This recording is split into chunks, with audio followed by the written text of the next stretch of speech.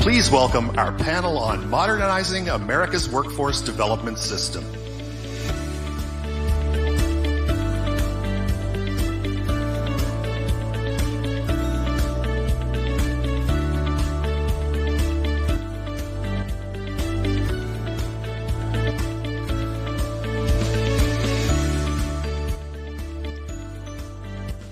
Good morning, everyone. It's so exciting to be here. I am Saleha Mohsin. I'm the senior Washington correspondent at Bloomberg News. I'm thrilled to be on stage the day after Super Tuesday in what is a deeply divided Congress and maybe country with a Republican and a Democrat who are finding common ground.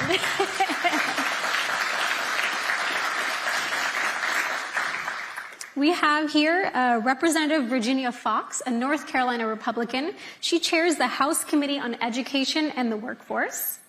And also Representative Bobby Scott, a Democrat from Virginia, who is the ranking member on that panel. So, deeply divided era, people in Congress aren't getting along, but these two lawmakers are working together to advance workforce development policies, and they've had some wins. So I want to hear from you. How do you guys do it? How have you found common ground on these policies? Well, many years ago, Bobby and I agreed that we will disagree on some fundamental things, but we're not going to be disagreeable, and we're going to do everything we can to work to as much as we can on the things we agree on. So that's the way we have approached things. We have done that. We did that. When we reauthorized WIOA, as Scott Kirby had mentioned earlier, we've done that on the workforce Pell issue. And so we work together up until a point where we find that we have serious disagreements, and then we step back and say, okay, what can we do? This issue on workforce development is too important an issue for our country for us not to get something done. It is very important on both sides of the aisle. Every member of Congress is hearing from all of you and their constituents in their districts saying, we need a skilled workforce in this country. We do not have that right now, and so we need to work together. And we're committed to doing that and to making something positive happen. Representative Scott? Well, Virginia, I think, really has the model of working together. We have had bipartisan lunches for decades. John Warner kind of set the atmosphere that we're here to work together constructively for our constituents. And that lunch is, I think, one of the things that we do. One thing that's not often mentioned is the fact that our chiefs of staff also have a monthly luncheon. If you're looking for a source of mischief, it's one chief trying to get his member out in front of the other. We routinely have bipartisan press releases and work together. Obviously, if you know the Virginia delegation, you know there's a wide range of philosophy and a lot of things we're not going to agree on, but we try to work together on those things like Virginia. If you're talking about shipbuilding or things like that, or statewide of implications, we can work very closely together because of our strong working relationship. I've seen some delegations where they're taking short-range cannon shots at each other and just wonder how they ever get anything done. But if you make an effort to try to work together, I mean, it pays off, particularly when you find common ground. And there are a lot of issues in education and the workforce where we're not going to find common ground. We just take votes. A lot of them are party line. But there are some that we should be able to work together. Workforce is one, and the fact that we've worked together, tried to work together the best we can, means that when we find common ground, we can constructively work together. Our staffs work very closely together, and I think it just makes a difference. And what are some of the wins that you guys have had working together like this? Well, I think these two have the reauthorization of WIOA and short-term Pell are two very important issues. Every time I go to a business group, one of the priorities they talk about be skilled workforce. They can't find skilled workers. We, in the last couple of years, have created record numbers of jobs. The transportation bill, for example, created a lot of jobs, and those jobs require training. You just can't walk off the street and perform those jobs. You have a lot of people looking for jobs, and some of these short-term programs can be transformational. Virginia community colleges have programs where 6, 8, 16-week programs can double somebody's salary. But these courses cost $500, $1,000, $3,000. You've all seen the studies. A lot of families can't come up with $400. So if it costs $1,000, they can't go. But if you can pay for it with a Pell Grant or some other kind of way, they can transform their lives. The WIOA reauthorization has individual training accounts where if you're looking for job training, they can spend up to $5,000 on you and getting you properly trained. Short-term Pell can pay a lot of these, certainly just about everything in the community college. The Virginia Community College has been particularly successful, but there are a lot of other opportunities out there. The trick on short-term Pell was trying to make sure that you have quality programs. You don't want people to set up little storefronts, pass out worthless certificates, and take all the Pell money. And I think we have a matrix that will guarantee that any program that qualifies will provide quality credentials. Let's talk about... But I was going to emphasize what Congressman Scott was saying is, and what Scott Kirby was saying, we need to make sure that what we're doing at the federal level with the programs that we have really buttress what business and industry is doing. It's important that you all get a return on the money that you're paying for your taxes, in addition to what is happening with your programs. WIOA is a bit outdated. It's 10 years old. The economy has changed a lot in the last 10 years. And I think one of the major things that we have come to agreement on is so important, and that is that when we do implement these programs, that they are performance-based. And that's what we want. We have come to a good agreement, I think, in that area, that we want the money that's being spent on these programs producing results. And that's really, really significant in the scheme of things. Can you help us unpack two of the workforce bills that are driving your efforts? There's the Bipartisan Workforce Pell Act and a Stronger Workforce for America Act. What is their potential impact for American workers and businesses?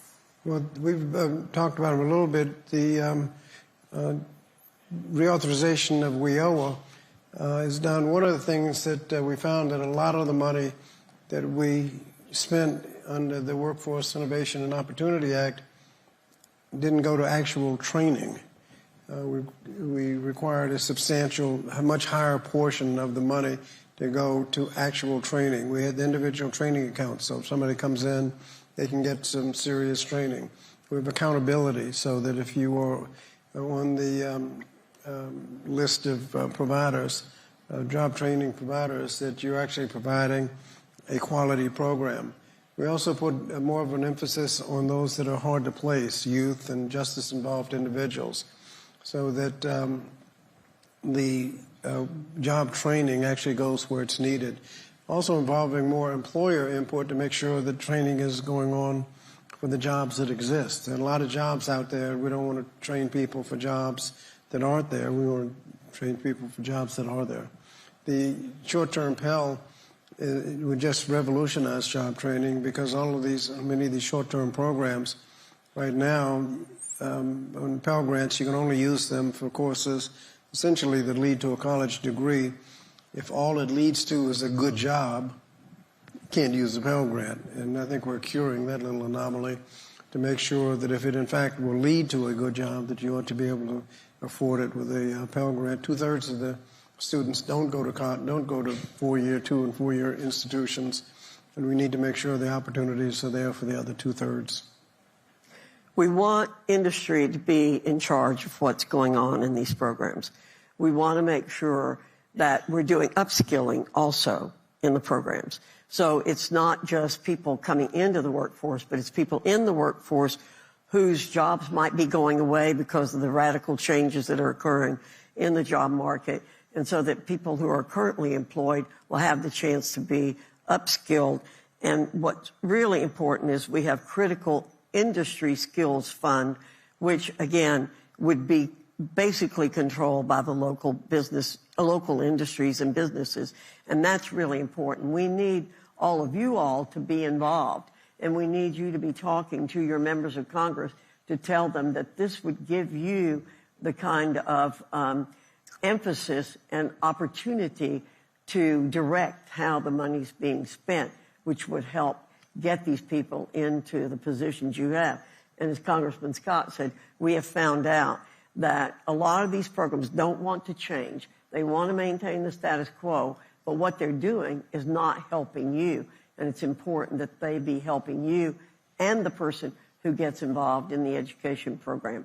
I prefer to call it education rather than training, because I think that what you want are educated people who can think. And I don't think that training has the kind of connotation that it should have. And there's another thing, the workforce, the careers are changing. It used to be you get out of high school, get a job, and stay with that same business for 40 years, get a gold watch at the end. Now people are expected to change jobs at least 7 times during their career, and every time you switch, you've got to learn a new skill. And so the job training opportunities have got to be there as people change jobs. So considering how difficult the legislative environment is right now, what are some of the steps that you are taking to get these 2 bills across the finish line?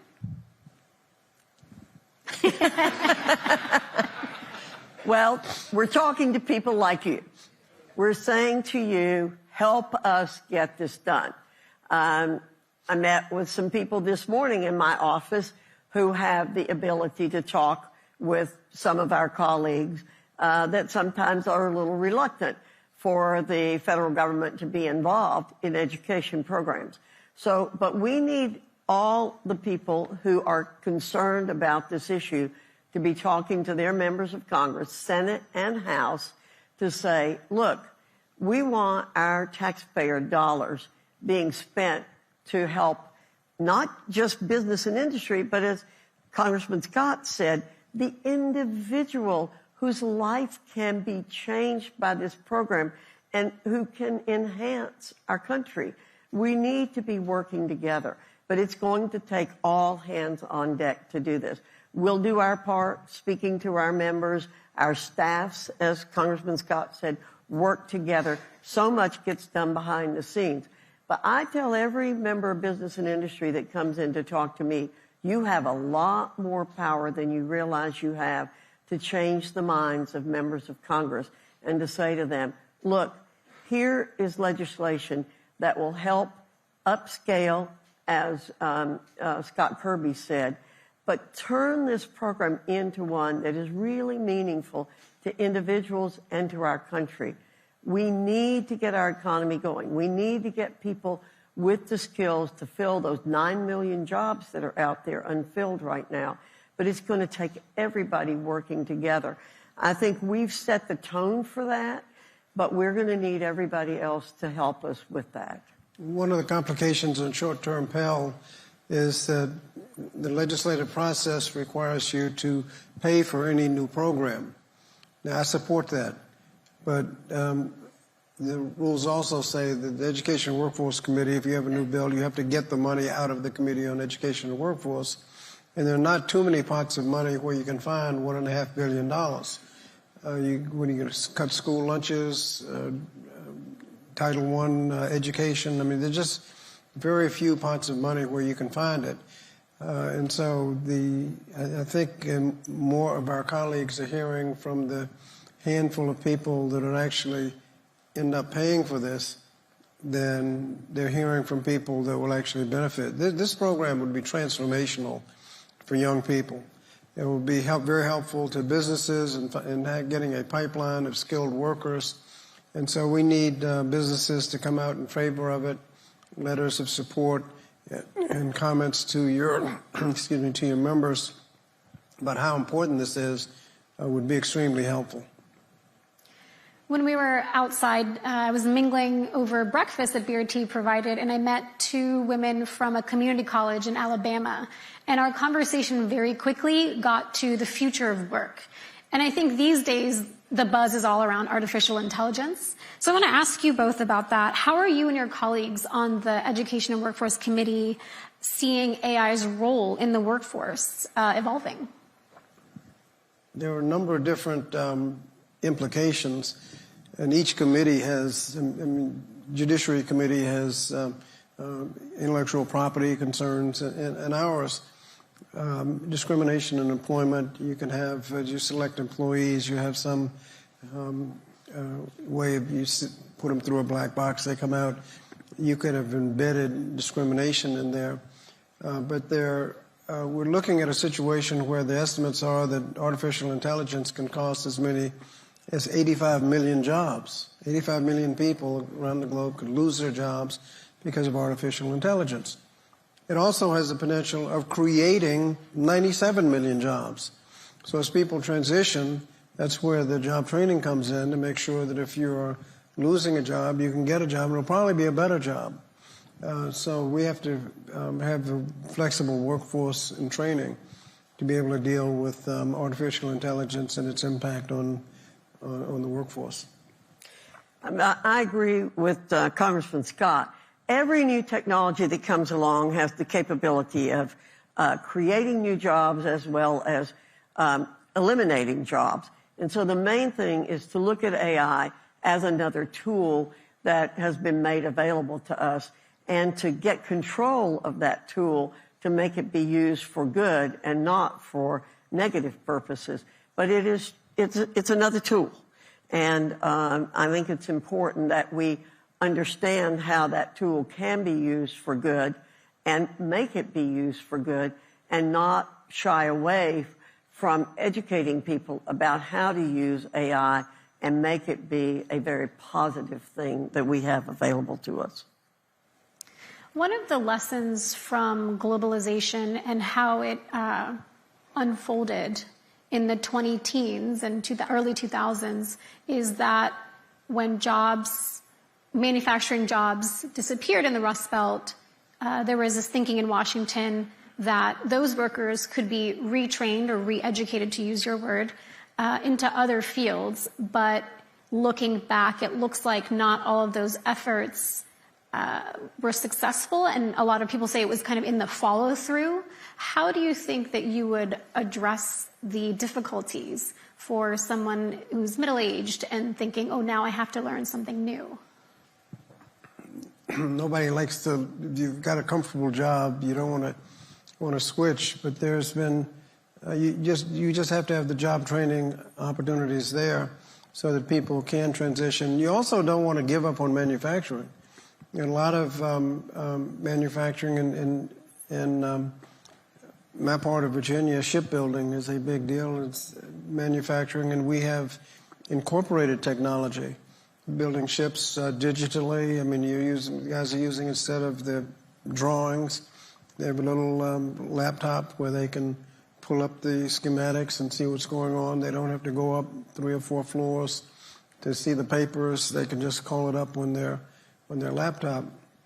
But we also have to make sure that we're making the investments. The United States spends a lot less for job training than other countries, about 1/6 as a portion of the economy, about 1/6 of what other countries are doing.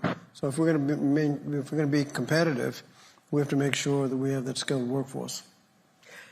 What we have to make sure about is that people understand that learning has to be lifelong, and that a baccalaureate degree is not the only thing that's a key to success in this country. And we have to help people understand that learning, again, is going to be lifelong. As Congressman Scott said earlier, people will change jobs 7 times. I think it's even more than that in this day and time. And changing, they'll stay perhaps within a company, but change what they're doing. And the other thing that we're doing and focusing on so strongly is performance-based. So on the programs that we're recommending. The agencies that are going to deliver these programs aren't going to get paid for them unless they can show that they have performed well. And so emphasizing lifelong learning, we're living longer in our country, and people have to understand that. And they also have to understand that there are many, many different ways to be successful in our country. It doesn't necessarily have to be a baccalaureate degree.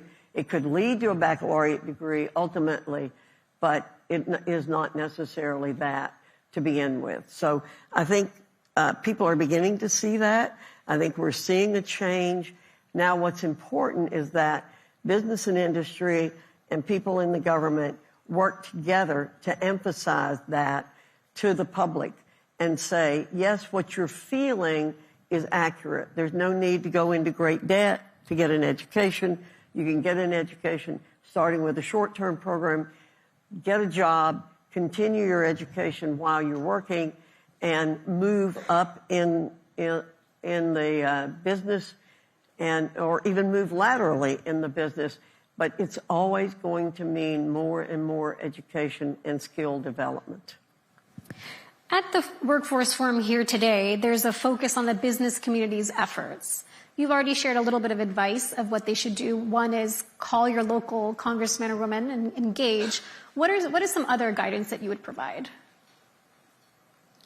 Well, I think the lobbying effort, I mean, Business Roundtable knows how to lobby for issues affecting them directly, but things that affect them more generally, like job training, are also things that ought to be on the agenda as they lobby, and I think that could make a huge difference, particularly when it comes to job training. Again, emphasizing in every way that you can, letters to the editor, articles that you write. We need people to have their awareness raised.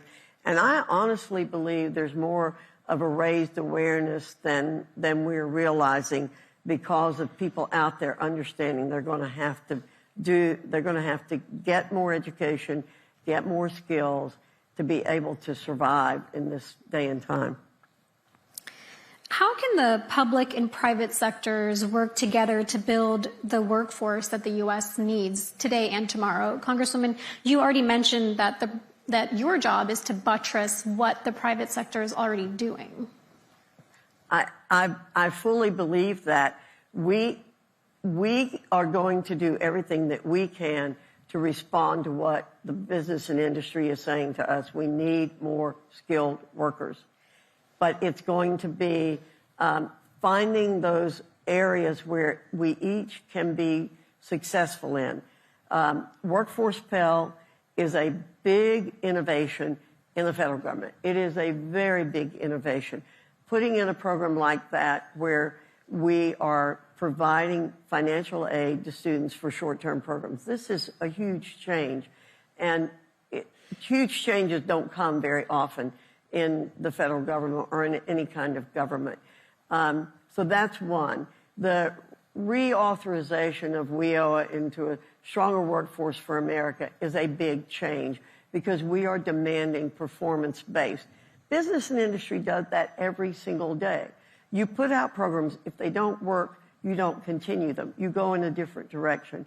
We have to help people in the government understand that that is the way to operate. And all of you all can help us with that. And I know I keep saying the same thing over and over again, but you have to do that. That is the way it's going to work. And I'm a big believer. I'm a very optimistic person. We passed the reauthorization of WIOA in the same political situation we were in 10 years ago. So I think with your help, we can pass a stronger workforce for America and Workforce Pell and really make a difference in this country. The businesses can be involved. The way WIOA is set up, you have the workforce councils that are representative of the business, government, private sector, all working together.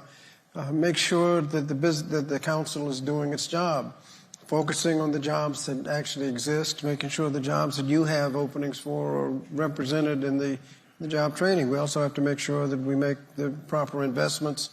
The United States is way under-investing in job training, and those are two of the things. And the other is the short-term Pell can just, I think, open opportunities that have not been there for a lot of students. Share with us how you communicate with employers and business leaders in your districts.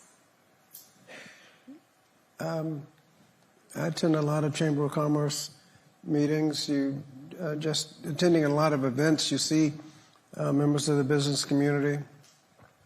And I frequently hear the same refrain: they're having trouble getting skilled workers, and that puts a lot of pressure on us to make sure the workforce programs are actually working. But we have an open door.